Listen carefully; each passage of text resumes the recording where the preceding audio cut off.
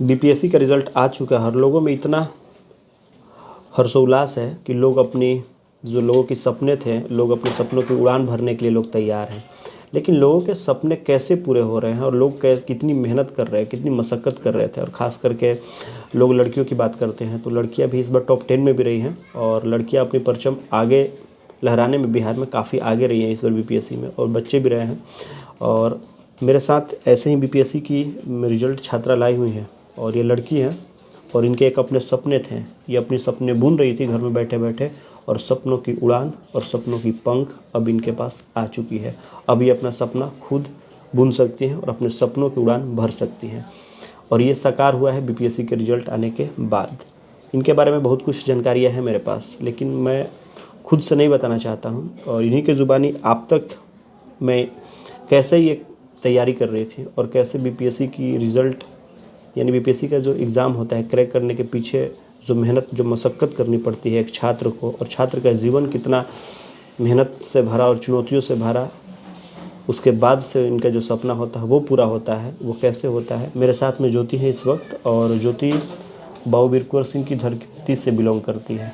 तो ज्योति, सबसे पहले तो लड़कियों में, तो लड़कियों के लिए तो आप एक प्रेरणा बन के सामने आ चुकी हैं। बीपीएससी का जो रिज़ल्ट है वो आपने क्रैक कर लिया है, लेकिन हमारी जो बिहार की बच्चियां हैं और जो बच्चे हैं वो आपसे जानना तो ज़रूर चाहेंगे, और उनके अंदर एक ललक भी है बच्चों के अंदर में, कि आप तैयारी कैसे कर रही थी। सबसे पहला सवाल मेरा, आप जब सारा कुछ देखिए, बीपीएससी का जो सिलेबस होता है वो काफ़ी अपने आप में चुनौती भरा सिलेबस रहता है, और उसके बाद बीपीएससी का रिज़ल्ट लाना अपने आप में एक महत्वपूर्ण चीज़ है। तो सिलेबस को पढ़ना और उसके पीछे कितने घंटों की पढ़ाई करना, मतलब कितने घंटे आप पढ़ाई करती थी पूरी? मेरा कोई फिक्स नहीं था कि 8 घंटा 7 घंटा, बस कुछ जो सुबह का काम रहता है इसके अलावा हम पढ़ते रहते थे। ये नहीं कि 8 घंटा, ज़्यादा भी हो जाता था, कभी 8 घंटा से कम भी हो जाता था।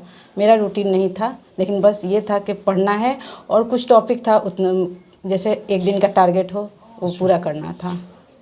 तो सबसे ज़्यादा जो सिलेबस में जो सब्जेक्ट होता है उसमें सबसे ज़्यादा रुचि आपकी किस सब्जेक्ट में थी? मेरा हिस्ट्री है।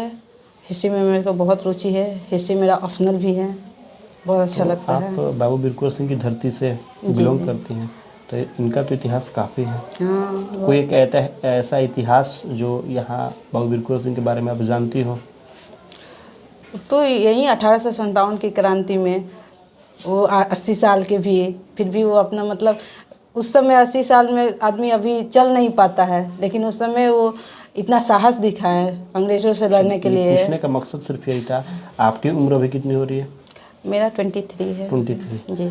तो अब देखिए, हम आपको बता रहे हैं, ज्योति 23 साल की है, और 23 साल की उम्र में हमने इनसे कोई सवाल नहीं पूछा कि बाबू वीर कुंवर सिंह से जो जुड़ा सवाल है, जो इतिहास है, क्योंकि इतिहास इनका रोचक विषय रहा है, उससे मैंने कोई सवाल नहीं पूछा। बस पूछने का तात्पर्य यही था कि 80 साल में जब उनके अंदर उबाल आया था, उन्होंने मेहनत करके और आज़ादी के लिए उन्होंने संघर्ष किया था, लेकिन जो ज्योति है 23 साल की उम्र में अपने सपनों को उड़ान भरने के लिए ये संघर्ष और मेहनत की, और इतिहास काफ़ी रोचक रहा है इनका। और कोई टाइम टेबल बॉन्डिंग नहीं था, कोई ये नहीं था, इशू नहीं था आपको कितना पढ़ना है, लेकिन उसके बावजूद भी जो आने वाले जो बच्चे हैं अगर वो तैयारी करना चाहें तो कैसे कर सकते हैं? उनको हम यही बोलेंगे कि जैसे बीपीएससी करना है तो पहले सिलेबस को देखें, सिलेबस को मतलब अच्छे तरीके से और सिलेबस वाइज ही जो अपना काम करना है शुरू से उसी तरह करें। ये ज़रूरी नहीं है कि 8 घंटा पढ़ के ही हम आएंगे, किसी को हो सकता है कि 4 घंटा में समझ में आया हो। यानी सिलेबस पहले दिमाग में याद रखना पड़ेगा। पहले सिलेबस, फिर हमको उसी पे फोकस करना है। सिलेबस के अंदर जो टॉपिक दिया हुआ है फालतू से बियॉन्ड नहीं जाना है, और प्रीवियस ईयर क्वेश्चन को देखना है, बस। चलिए, ये तो चीज़ें होगी कैसे आप तैयारी कर रही थी, कितना पढ़ रही थी। अब हम बात करते हैं कि कहाँ रह के आप तैयारी कर रहे थे? हम पटना में रहते थे, बोरिंग रोड के आसपास रहते थे। आप वहाँ तैयारी करने किसी कोचिंग संस्थान में जाती थी? हाँ, कोचिंग संस्था में शुरू में गए थे, लेकिन मेरे को उतना अच्छा नहीं लगा, लेकिन ऑनलाइन लिए थे हम, दृष्टि से ऑनलाइन पढ़े हैं।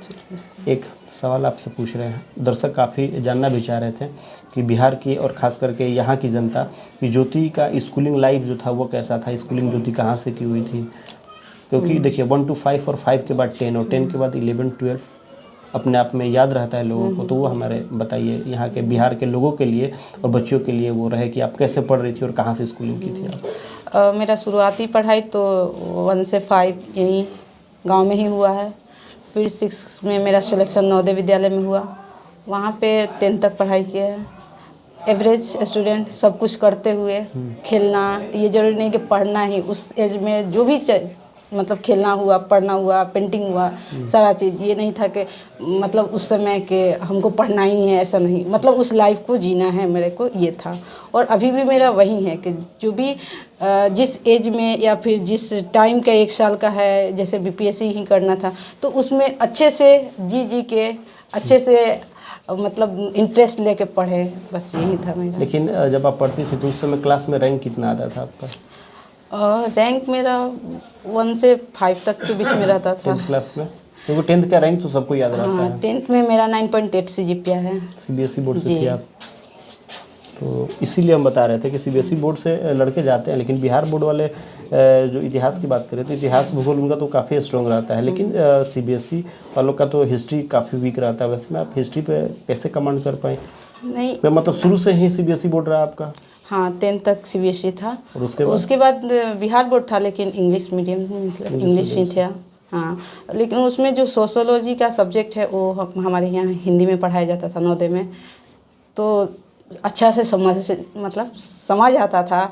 उसमें है कि मेरे को हिस्ट्री इसलिए अच्छा लगा क्योंकि उसमें है राजा कैसे बनते हैं, उसको क्या, उसमें कैसे जो कमियां रह गई है उसको मतलब कहानी के रूप में पढ़ने में अच्छा लगता था। मतलब आज को समझने के लिए हमको तो कल के समझना पड़ेगा ही, तो इसलिए मेरे को अच्छा लगता है कि आज जो भी समस्या दिख रहा है उसके पीछे तो हमारा इतिहास है, सारे चीज़। 10th का जो आप स्कूलिंग की थी किस स्कूल से?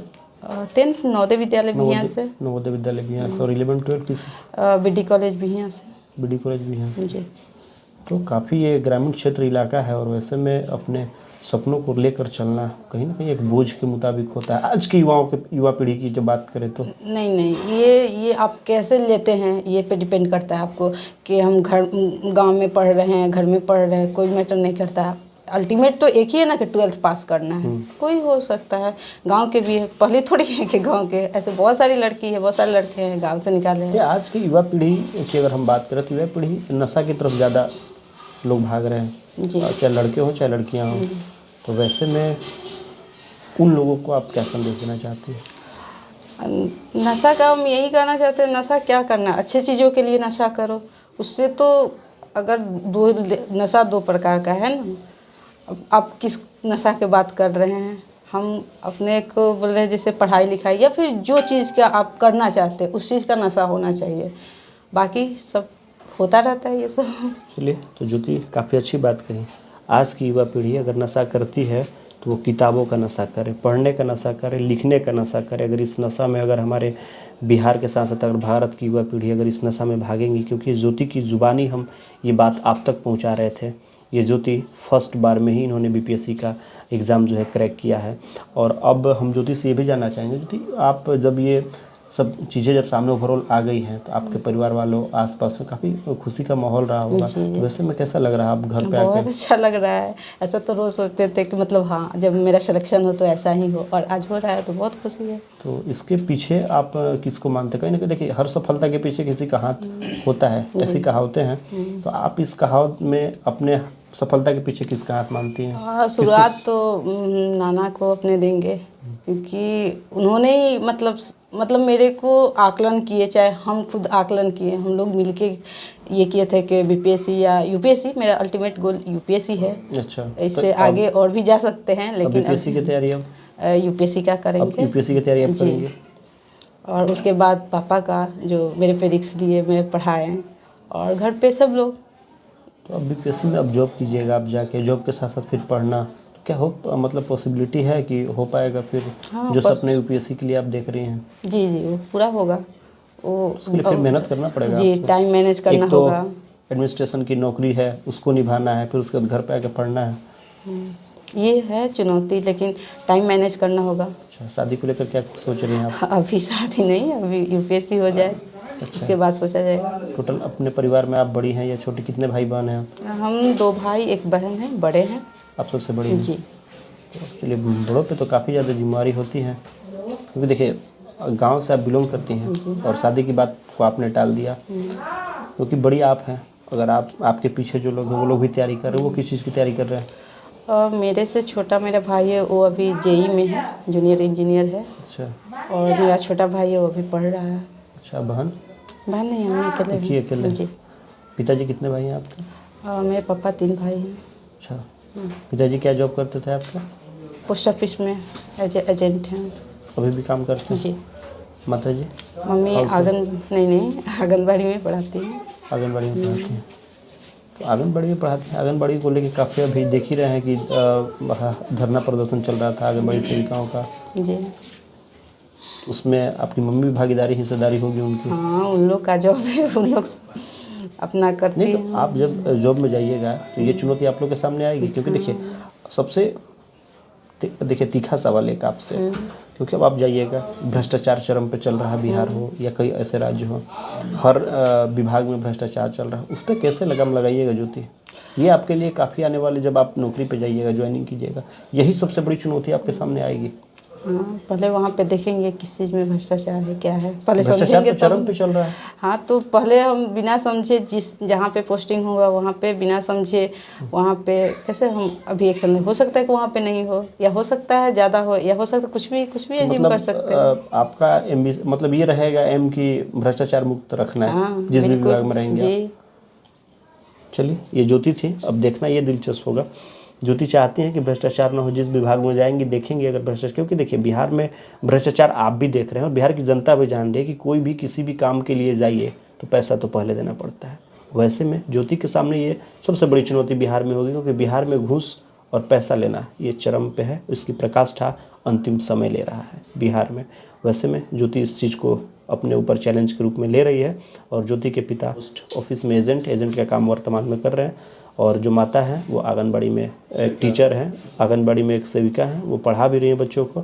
लेकिन उसके बाद भी ज्योति जो है सबसे बड़ी बहन है अपने परिवार में, और उसके बाद इन्होंने पढ़ाई किया। और सबसे बड़ी बात ये है, मैं बता रहा हूँ क्योंकि ये वीडियो आप तक पहुँचेगा, आप देखिएगा इसको ज़रूर, क्योंकि गाँव देहात के जो लोग हैं और जो युवा पीढ़ी के जो लड़के और लड़कियाँ हैं, वो BD कॉलेज इस क्षेत्र का एक ऐसा कॉलेज है जहाँ से कई ऐसे जो बच्चे और बच्चियाँ हैं उन्होंने पास की है इस कॉलेज से। लेकिन आज के परिदृश्य और बदलते बिहार की बदलती तस्वीर ऐसी हो चुकी है कि कॉलेज में और सरकारी विद्यालयों में पढ़ाई नाम मात्र की होती है। वैसे में CBSE छोड़ के फिर से बिहार बोर्ड में आना ज्योति के लिए चैलेंज था, और चैलेंज भरा रहा भी होगा। और ज्योति जैसे बता रही थी कि मैं 1 से लेकर 10 तक CBSE में पढ़ी, उसके बाद बिहार बोर्ड में मैं आई और उसके बाद मैंने तैयारी की। पटना में ये रह के तैयारी कर रही थी, लेकिन सारा जो स्कूलिंग है और इंटर का जो काफ़ी जो भी ये पढ़ाई थी इनकी, ये गांव से रह के की। और बिहार के आरा जिले और बाकुड़े बाबू बीर कुंवर सिंह की धरती जगदीशपुर के क्षेत्र बिहिया के रहने वाली है। और ये हम आपको दिखा रहे थे, मेरे साथ खुद ज्योति इस वक्त मौजूद थी मेरे फ्रेम में, और इन्हीं की ज़ुबानी आप सुन रहे थे। तो युवा पीढ़ी ज़रा अमल करें, ज्योति क्या कुछ कर रही हैं। और नशा करना है तो किताबों से नशा कर लें, इस चीज़ को आप ध्यान रहे। तो कमेंट में अपनी राय लिखकर ज़रूर दें कि आखिर ज्योति जो कह रही है क्या कितनी % इसमें सच्चाई है, और आने वाले जो बच्चे हैं वो कितना अमल कर सकते हैं। और इस वीडियो को ज़्यादा से ज़्यादा आप शेयर कीजिएगा, ताकि ज्योति का संदेश है हमारे बिहार के उन तमाम और इस खास करके इस ज़िले के तमाम युवा पीढ़ी के पास पहुंच सके। जय हिंद।